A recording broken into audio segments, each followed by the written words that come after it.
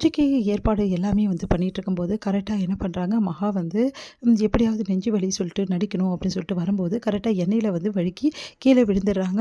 அடுத்து வந்து அவங்க தம்பி வந்து நெஞ்சு வலி நெஞ்சு வலின்னு கத்தும்போது, ஐயோ எங்கள் நெஞ்சு வலிக்கலடா இடுப்பு வலிக்குதுடா ஏன்டா இப்படி பண்ணுற அப்படின்றாங்க. உடனே எல்லாரும் ஓடி வந்து என்ன ஆச்சு அப்படின்னோடனே, ஐயோ வந்து என் அக்காவுக்கு நெஞ்சு வலி வந்துருச்சே அப்படின்னோடனே என்னாச்சு நெஞ்சு வலியா அப்படின்னு சொல்லிட்டு ஓடி வந்து பார்க்குறாரு நம்ம சிவா. உடனே வந்து சிவா கிட்டே என்னம்மா என்ன ஆச்சு நெஞ்சு வலிக்குதானே, இல்லைடா இடுப்பு தானே வலிக்குது, என்ன மாமா இப்படி சொல்கிறாரு, நெஞ்சு வலிக்குதுன்றீங்க, அம்மா இடுப்பு வலிக்குதுன்றாங்க அப்படின்னோடனே அப்படியே பார்க்குறாரு. என்னக்கா நீ அப்படின்னோடனே, உண்மையிலேயே எனக்கு இடுப்பு தாண்டா வலிக்குது, வரும்போது வழுக்கி விழுந்துட்டேன்டா, இங்கே யாரோ வேணும்னு எண்ணெயை கொட்டி வச்சுருக்காங்க, எல்லாம் அந்த சிந்துவாக தான் இருக்கும், அவள் தான் என்னை பார்த்தா பிடிக்காது அதுக்காக தான் எண்ணெயை கொட்டி வச்சிருக்கா அப்படின்னோடனே, உடனே சிந்து வந்து நான் எதுவும் பண்ணல அப்படின்றாங்க. இல்லை இல்லை பொய் சொல்கிறா, இவ தான் இதெல்லாம் பண்ணா அப்படின்னு சொல்லிட்டு பயங்கரமாக பிரச்சனை பண்ணுறாங்க. அப்போ கரெக்டாக அங்கே வராங்க நம்ம வந்து அன்னபூர்ணி. இப்போ என்ன உனக்கு பிரச்சனை, சிந்து தான் என்ன கொட்டினான்னு சொன்னேன். ஆமாம் அவள் தான் கொட்டினா, அவள் தான் வேணும்னே வந்து இந்த வேலை பண்ண, நான் தான் பார்த்தேனே அவள் விலைக்கு ஏற்றிட்டு இருந்தா அவள் தான் கொட்டினான்னு அர்த்தமா அவனுக்கு.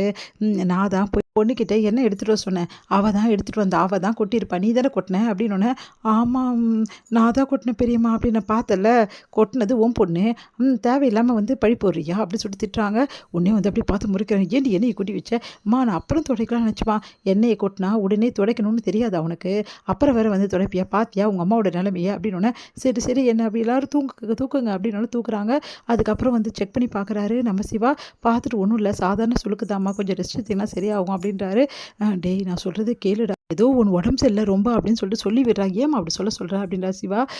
பின்ன என்னடா இந்த ஃபங்க்ஷன்லாம் உனக்கு தேவையா, இது வேணாம் நீயும் சொல்ல மாட்டேன், அதுக்கு இந்த வழி தான் கரெக்டாக இருக்கும், அதனால தான் எனக்கு எதாவது பிரச்சனைன்னு சொல்லு, அப்போ தான் எல்லோரும் இந்த ஃபங்க்ஷன் நிறுத்துவாங்க, அதெல்லாம் பெரியம்மா கிட்ட போய் சொல்ல முடியாதுமா, என்னை விடு, நீ இப்படி இருக்கிற வரைக்கும் எல்லாம் வந்து அவள் நடத்திப்பாடா அந்த சிந்து, நீ ஏன்டா இப்படி இருக்க அப்படின்னு சொல்லி டென்ஷன் ஆகுறாங்க மகா.